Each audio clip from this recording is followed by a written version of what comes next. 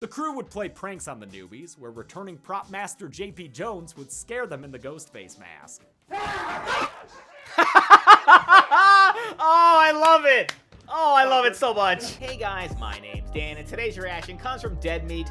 This is Scream 4 2011 Kill Count Recount. And yup, it is true. I have finally seen this movie almost 12 years after its release. It's finally happened. This Kill Count Recount has finally gotten me to watch it. I'm so happy that I did. There's a lot going on within this. Can't wait to talk about it, and I also can't wait to see how this was made, because this cast was absolutely incredible. I can't believe some of the names that actually appeared in this, and I really am curious to see how exactly they were a part of it. But before we get into this though, you can see all of my socials here. You have my Patreon page, which is the best way to go the extra mile to support me. Plus, I have tons of fun goodies for you there. And then you have my socials, which is the best way to keep up with all the things that I post when you're not on YouTube.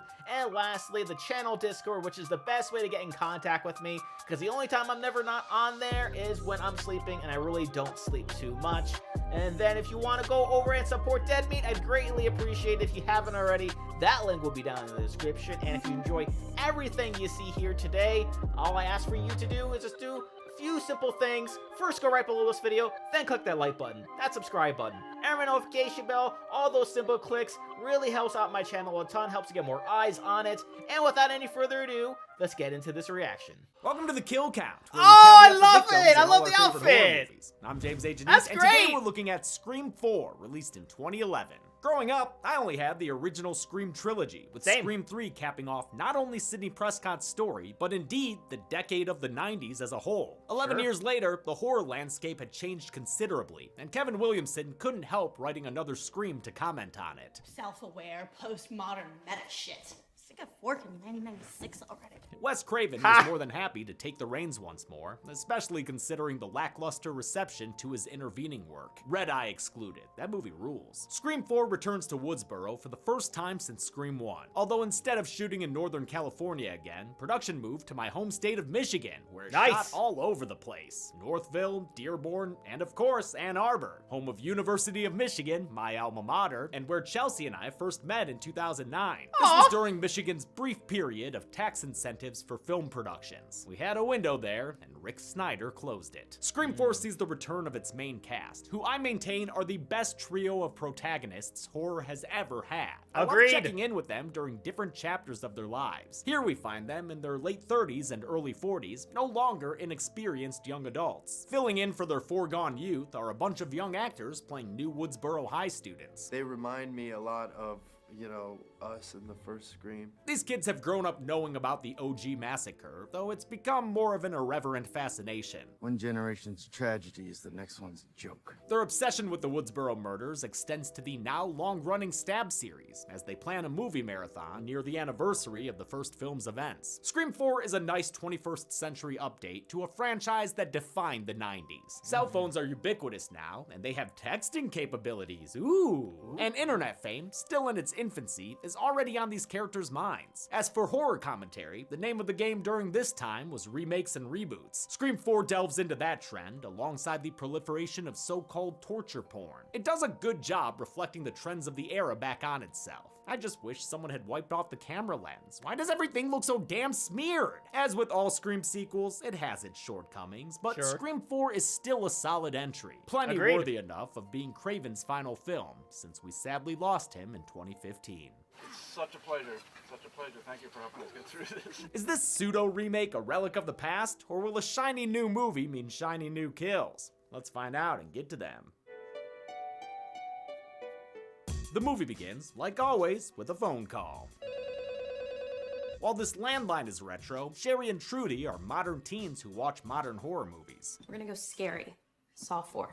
Ugh, I saw that in theaters. It sucks. It's not scary, it's gross. I hate all that torture porn shit. As always, the opening scene features established actors. You know, like Omar Epps in Scream 2. I don't know how, but I forgot to mention him by name. My bad. Trudy is played by Degrassi star Shanae Grimes Beach, who had 2 seasons of 90210 under her belt. Sherry is played by Lucy Hale, who had just begun Pretty Little Liars. We've seen her on The Kill Count and Truth or Dare. The Scream-agers leave Ghostface hanging, so he's forced to get with the times and terrorize them over text. Sherry calls his bluff and opens the front door, only for a ghost face to appear inside the house and kill Trudy with a stab to Bam! the chest. If you look closely, you can see the knife is CGI, a first for Scream, as Craven didn't want to deal with rubber props anymore. Another That's ghost fair. face then appears and slits Sherry's throat with his blade. Yep, Cher Bear, just slide on down to the kill count. The movie, meanwhile, slides into a title card. Wait, stab 6? Yep. Turns out that scene is from a movie being watched by Chloe and Rachel, the 6th in the long-running Stab series. These two characters are played by even bigger names. Yes! Michigan's own Kristen Bell Yes! and Anna Paquin, who was last seen on this show in Trick or Treat. While Holy bemoaning crap! how unoriginal these opening scenes have gotten, she's surprised by a rogue stab to the stomach courtesy of Chloe. With one more juicy stab, Chloe sends her friend to the good place. Now she's free to sit back and enjoy this title card. Oh, come on, stab 7! Once again, we were watching a movie scene. So yes, these first 4 kills were fictional characters, but I'm still gonna count them because I even love though that. they're fake, we did live within their reality for a bit. This will also be my retroactive reasoning for counting those mooks who were killed at the start of Friday 5. Of course, it makes no fucking sense that they'd be watching Stab 6 in Stab 7. That'd be like if they watched Scream 2 and Scream 3, or watched Halloween 1 and Halloween 3. Oh wait, that happened. Marnie Yep. here is quick to call out the paradox. It's illogical. It begs the question that if the beginning of Stab 7 is Stab 6, then is the beginning of Stab 6 Stab 5? And if so, what is Stab 4 about? But her friend Jenny explains that it does make sense. The Stab franchise has just gotten pretty wacky. In Scream 3, we saw Stab 3 Return to Woodsboro get shut down. But apparently, the series returned in 2006 with Stab 3 Hollywood Horror. That's at least according to the Scream Wiki. Who knows how accurate that is. What we do know is that after Stab 3, Sidney Prescott threatened to sue the filmmakers. They had to stop using her story and likeness, so the sequels since Part 4 have just been made up shit. Stab 5 has time travel, which is by far the worst. Jenny is still a fan of the franchise, since she and Marnie live in Woodsboro. Marnie gets a threatening call, but it's just Jenny pranking her with some phone rings. The jocular Jenny has a change of heart when things get serious on Marnie's end of the call. Jen comes downstairs to find a phone on the floor and a friend through the window. Marnie's been murdered off screen. She'll never see another Tomorrowland. A very real Ghostface enters and chases Jenny through some weird unfinished extension to her house. It leads into the garage, where her hopes of escaping are crushed when Ghostface gives her like a quarter Tatum treatment. After that, it's Friday Night Lights Out for Jenny, who's killed by an off-screen stab and an actual title card. Fucking finally. With the oversized opening out of the 5 kills in the span of 10 minutes. Fucking great. We're back in present-day Woodsboro with present-day characters. The next gen of teenage meatbags are led by Scream Queen Bee Jill Roberts, played by Emma Roberts, last seen on the kill count cashing a cameo check in The Hunt. Jill is Sydney's estranged cousin, and the familial relation creeps out her friend and neighbor Olivia. She calls Sid the Grim Reaper, since everyone around her dies. Stab is the wrong franchise for her. It should be Final Destination. Their other friend, Kirby Reed, isn't weirded out, since she is a hardcore horror film fan. Her fandom is matched by their geeky peers Robbie and Charlie, who run the high school cinema club. Rounding out the friend group is Jill's boyfriend Trevor, who's pretty much like Whiteout on a blank piece of paper. He's maybe the most forgettable character in the franchise. Yeah, roar all you want, Tiger. All I'm saying is, you ain't no skeet. Like Sydney and her friends before them, Jill and her crew attend Woodsboro High. There are more visual parallels and deleted scenes, as well as a clearer look at the school's bust of Principal Arthur Himbarelli. The statue's barely visible in the final cut of the film, but hey, at least they honored the crazy bastard. For the first time in a Scream movie, it starts off with Dewey and Gail still in a relationship. Ironically, in real life, the couple had separated by this point, though they wouldn't formally divorce until 2012. Their on-screen marriage has survived this past decade, but it's taken a toll on Gail's creative output. She can't help but feel jealous towards Sydney, who's now a successful author, having written about her survival experiences. Sid's interviewed here by Nancy O'Dell, real-life host at Access Hollywood and Entertainment Tonight. O'Dell was in Scream 2, interviewing Tori Spelling about Stab, and in Scream 3, reporting on the deaths of Cotton Weary and Christine. The last stop of Sydney's book tour is in her hometown, which she finds decorated with ghost faces. But modern-day Sydney isn't a victim, unlike in Scream 3, where she was trapped by the trauma of the first 2 films. She no longer wears her dead college boyfriend's frat letters. She's moved on from and come to terms with her tragic past. Well, I guess today is the anniversary. Kids. Gale shows up to Sid's book signing so the two can have a patented Scream character reunion. Oh, that's nice. They're soon joined by Dewey, who's now the sheriff of Woodsboro, and he's brought the rest of his police department with him. They've tracked the phone used in last night's murders to their location, and they find it in the trunk of Sydney's rental car. It grounds her in Woodsboro and messes with her income. Look at all that torn and bloodied inventory. Seriously? The spilling of fresh blood kicks Gale into action, but her efforts are blocked by Dewey's deputy Judy Hicks, named after Corporal Hicks in Aliens. Judy doesn't want a civilian getting involved, and she may also have ulterior motives. Sure does. You're not cheating on your wife if you eat my lemon square. Sounds like somebody's looking for a dewberry mustache ride. But don't worry, she's never been kissed by the married man. Gale tries to appeal to her husband, but despite their history of solving these cases as a team, Dewey says they can't work together anymore since he's the sheriff. Gale tells him she can be a force of nature by herself. This is what I know how to do. Jill and her friends are brought in for questioning since they received threatening phone calls earlier that day. It's the first time these cousins have seen each other in a long time. It's the first time Sydney's ever seen Kirby. It was the killer's voice. From Stab?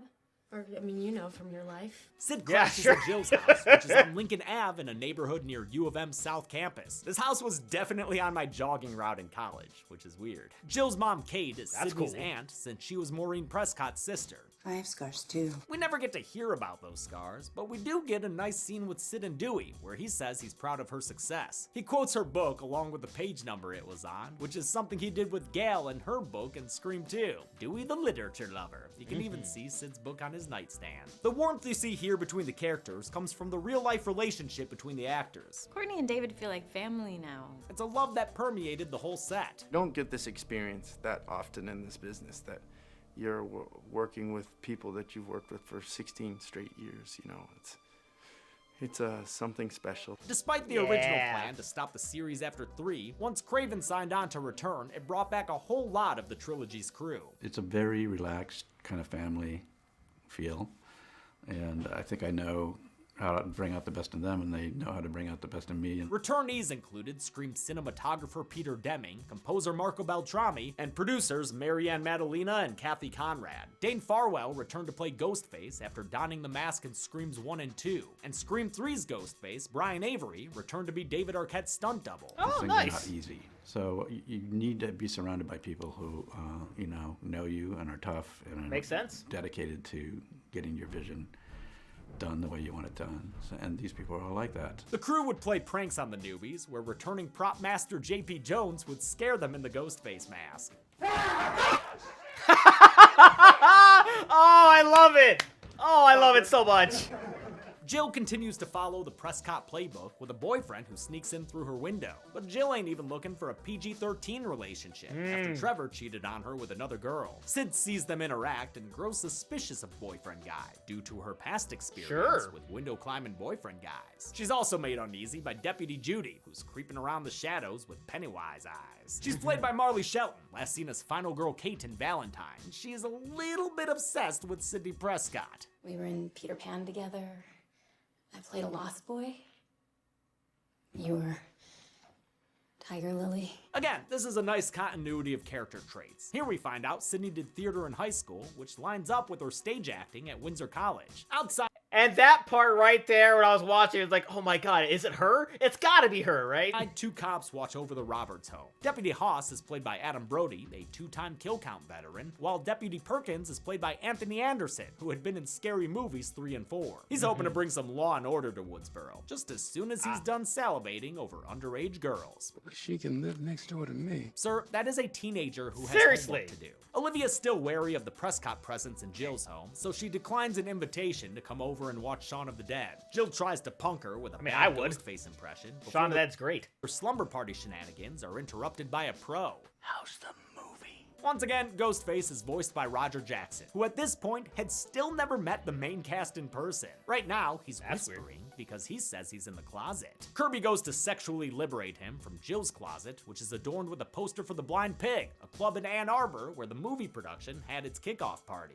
Only problem is, Ghostface isn't in this closet. He's in Olivia's, and now he jumps out for an attack. He seriously fucks her up, stabbing her through the hand and tossing her through the window. Sid hears the commotion and immediately springs into action, since she's a badass. By the time she gets next door, though, Olivia's insides are on the outside, guts spilling out in one of the franchise's goriest deaths. It's likely a nod to all that torture porn. Jill blames Sydney for her friend's demise before Ghostface reemerges and attacks both of them. Sid kicks his ass, and his face, hell yeah Sid, but he does his disappearing act, allowing the supporting cast to make suspicious entrances. The attack means hospital trips all around, which earns the attention of horror cinephiles Robbie and Charlie. They're doing some lame-ass web streaming report when Gal suggests a team-up between their new media and her, media of a certain age. Robbie's more than happy to take a trip to Cougar Town.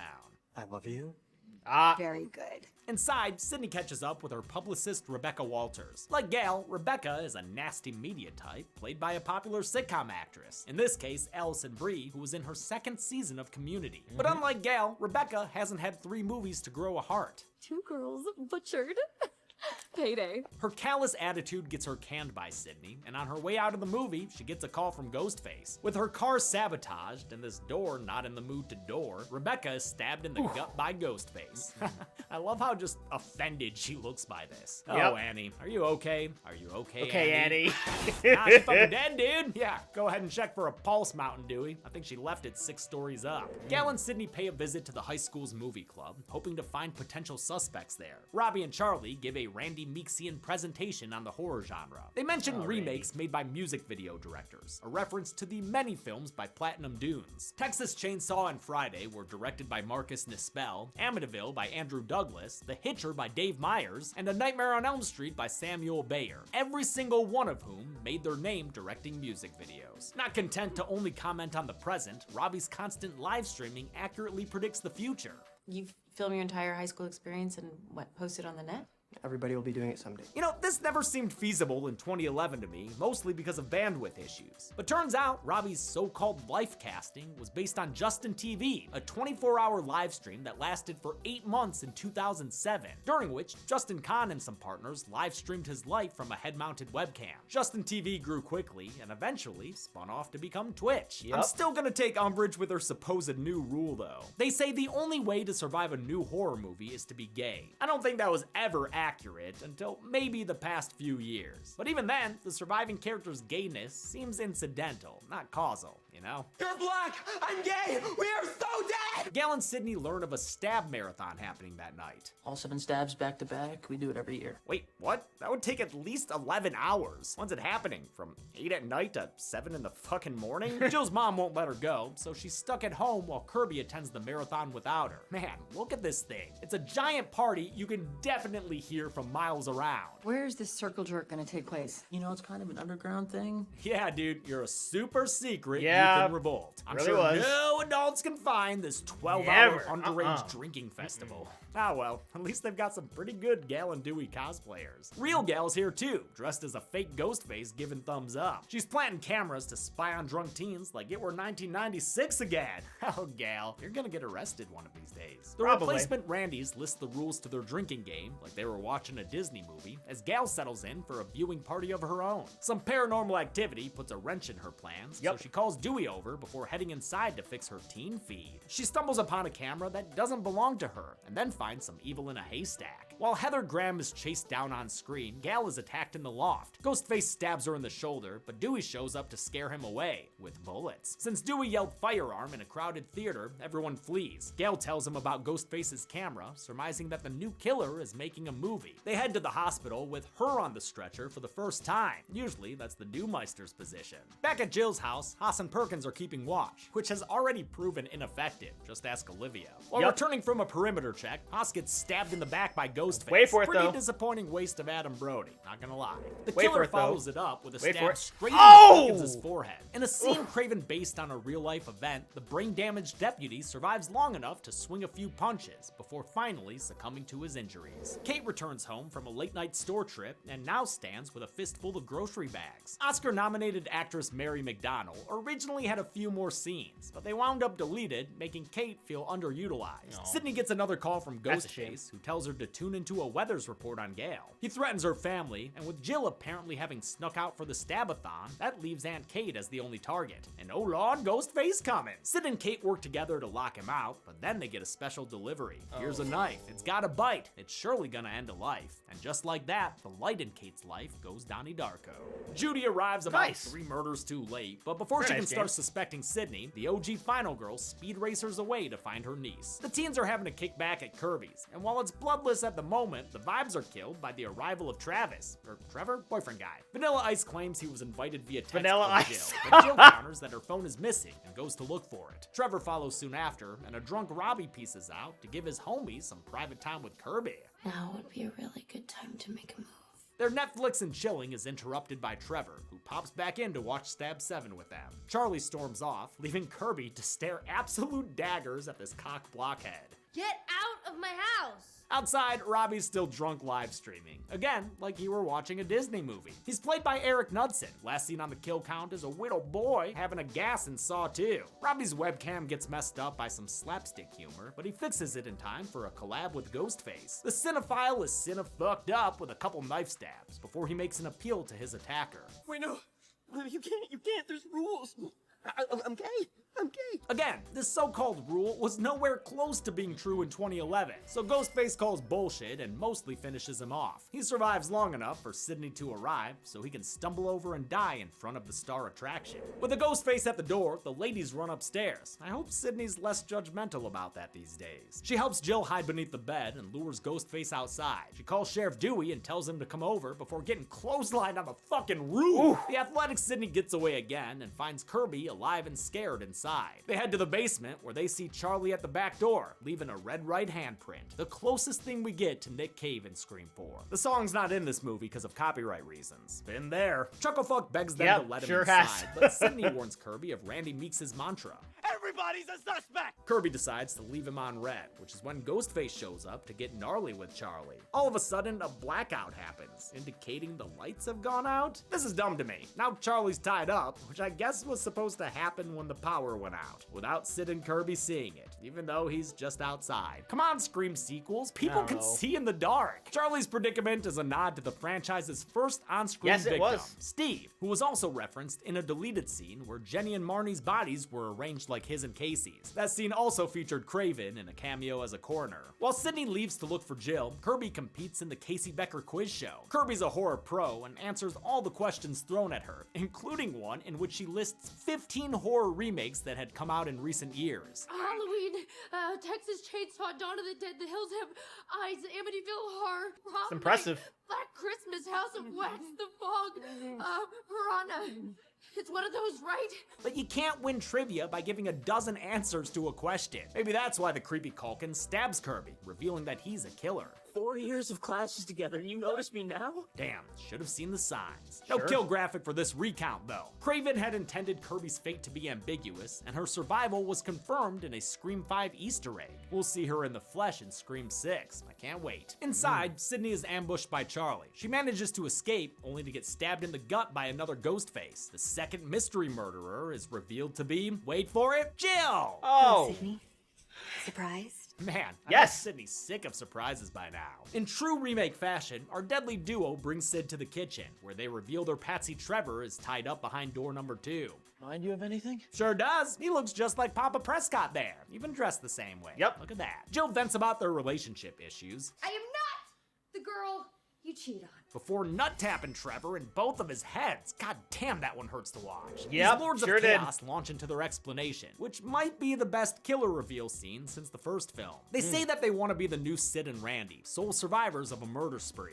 But this spree has footage they've been recording with various cameras. They're gonna put it online to go viral, bringing them much more fame and fortune. While this has slight similarities to Mickey's motivation, this is the first time a Ghostface plan has absolutely nothing to do with Maureen Prescott. In fact, Mama Maureen isn't in this movie at all, though her pictures were in a deleted scene. The pair channel their predecessors and prepare for some stabbing between friends. Old school. Like Billy and Stu. But Jilly Loomis goes heartbreaker and stabs for the kill. She wants to be a solo survivor, and it makes more sense for Charlie to be seen as less of a Meeks and more of a mocker. Know what I mean? This one's on you, Chuck. A real student of Scream would know that pairs of killers always have a second fiddle. A friendship isn't strong enough to overcome that. I don't need friends. I need fans. Jill's drive for fame has made her jealous of Sydney. She's suffering from serious Jan Brady syndrome. Sydney, Sydney, Sydney. She takes sick delight giving Sydney another stab that puts her on the ground, then sets out to stage the crime scene before the cops arrive. In a wonderful 3-minute sequence, Jill preps the place to match her lie. She scratches and stabs herself, and pulls her hair out with a helping hand from Trevor. Then she wraps her mind around some art, and ultimately gives herself a glass by God. That woman had a family, whom she stabbed a minute ago. This bloody family portrait is how Dewey and Judy discover them. On the way to the hospital, Jill gets a taste of the fame that she's been craving. And in Williamson's original script, this would have been the cliffhanger ending. The original plan was for Jill to return in the next film, fighting an amnesiac Sydney who didn't remember she was the killer. A new ending was added late in production, with uncredited rewrites by Paul Harris Boardman and Scream 3 screenwriter Aaron Kruger. Williamson wasn't available for revisions, since he was once again busy running a TV show, this time Vampire Diaries. Jill wakes up in the hospital with Dewey by her side, and goes straight to work brown-nosing a book deal with his wife. If I ever write a book one day, I'd want her to write it with me. It'd be a good team with our matching wounds and all. Unfortunately for her, Dewey reveals that Sydney survived the attack, and Jill is just super excited about it. Yeah, it really is. Seriously, she's thrilled. Yay. She quickly gets to work, making her way to Sydney's room with Malice and a movie reference. Who are you? Michael fucking Myers? While the two ladies tussle, Dewey visits Gail, and they realize Jill shouldn't know the specifics of Gail's wound. She was stabbed in the shoulder? How did she know I was too? Realizing it's the cousin, Whoopsie. Dewey rushes to Sydney's aid, but Jill wails on him with a bedpan, really stone colding as Mr. McMahon. Gail arrives and is held at gunpoint, but Judy tackles her to safety before taking a bullet herself. Alright, I'm sorry, does anyone actually work in this hospital? You'd think Apparently someone not. would come see what was up, you know? Ever the writer, Gail asks if she can have a final word, and Jill can't resist teeing her up for a punchline. Clear. Clear. I was waiting for it too. Sydney straight flies her cousin's brain with defibrillators and caps off the mind melting with a meta one-liner. You forgot the first rule of remakes, Jill. Don't fuck with the original. Of course, this is a Scream movie, meaning Jill's still got one scare left in her. Sid stops it with a gunshot straight through the heart. They thought about leaving Jill's fate ambiguous too, but I don't know, man. She looks pretty fucking dead to me here, right? Unlike Judy, who's had a lifeguarding vest on, making her death-proof. The movie ends with a line of reporters giving Jill the fame she killed and died for. How many kills were we able to see through all the Vaseline smeared on the lens? Let's find out and get to the numbers. Oh. Uh-oh. Who's that? Hello? Hello, Jamothy. Hi, Zoran.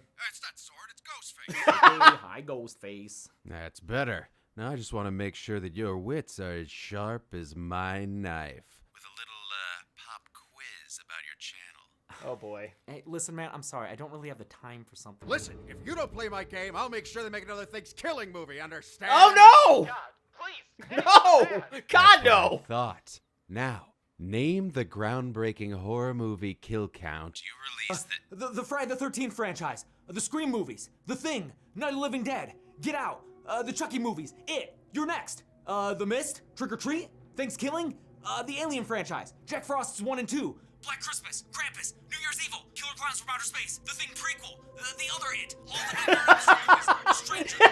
Sorry. That face. The Black Phone, Black Friday, Bodies, Malignant, Prey, This is impressive. Gremlins 1 and 2, The Tripper, the Scream movies again. It's one of those, right? Right? Soren's just gone. He's been talking for that long. 14 people died in Scream 4, with the victims consisting of 5 men and 9 women. That gives us a pie chart with a big slice of remake red, a rarity. It also gives us the most kills out of any Scream film thus far. With a runtime of 111 minutes, that left us with a kill on average every 7.93 minutes. I'll give the golden chainsaw for coolest kill to Olivia. The whole attack in her bedroom is pretty brutal, and the last bit with her guts spilling out is unusually gory for a Scream. Dull machete for lamest kill will go to Deputy Haas, a single stab even the victim had his back to. And that's it. Scream 4 was released in 2011 and underperformed at the box office. Between that and Wes Craven's passing, the franchise appeared to be dead, outside of the MTV show that doesn't take place within the same universe. It took 11 years for another Scream film to be Another made, 11. which I'll be looking at next week. Until then, I'm James A. Janice. This has been The Kill Count. Hey everyone, thanks a lot for watching the finals. So I absolutely had a blast with this. I love the meta stuff, so whenever they really went into that, I was all in. I loved all of the people that they brought in to bring it to not only reprised their roles, but like to bring in these big stars. That was pretty great. I was really surprised to see Kristen Bell. Like, wait a minute, why is she in this movie? And then you had everything happening, all the misdirects. Like, you're thinking it's going to be the ex-boyfriend, but I thought, like, in my head, like, there's no way. That has to be a misdirect. And then I thought it was Dewey's underling. I thought for sure, like, it was going to be her at one point, but then, like, okay, all these other things started happening, and then it turned out to be Jill, and this other guy's like, oh! I did not see that coming at all. I really appreciated that ending. I appreciated all of the references to past Scream movies, because, again, I've said this in all my other Scream recount reactions, that Scream is my favorite horror movie franchise. Sidney Prescott is my favorite final girl ever. And those three are definitely my favorite protagonists of all time. Everything about the Scream franchise I love, which helped me to love this movie that much more. And that's going to do it for me here, so comment down below, let me know what you thought about Scream 4. Please click all of those buttons down below if you enjoy what you saw here today. It really helps out my channel a ton. You can check out all these links here. It's the best way to keep in contact with me, and to go the extra mile to support me, because if you do support me, you get things like shoutouts like these: Luchador, Cruising, Wolverine 310, Jordan Bird, Kester Kronich, Amber K, Raymond Bright, Angel Garcia, Chris Curtis, Jeremiah McCarroll, Jose Acevedo, and Seth. So thank you guys once again for checking out this reaction, and I'll see you guys next time.